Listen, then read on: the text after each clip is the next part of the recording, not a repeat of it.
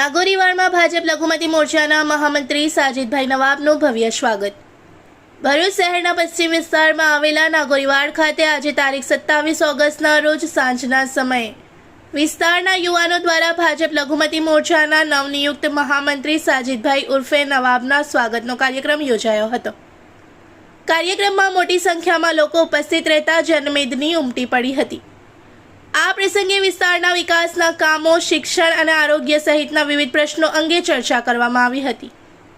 સ્થાનિક લોકોની જરૂરિયાતો અને રજૂઆતો સરકાર તેમજ સ્થાનિક ધારાસભ્ય, સાંસદ સભ્ય અને પક્ષના આગેવાનો સુધી પહોંચાડી વિસ્તારના વિકાસ અને સુખાકારી માટે કામગીરી કરવાની ખાતરી સાજિદભાઈ ઉર્ફે નવાબ દ્વારા આપવામાં આવી હતી।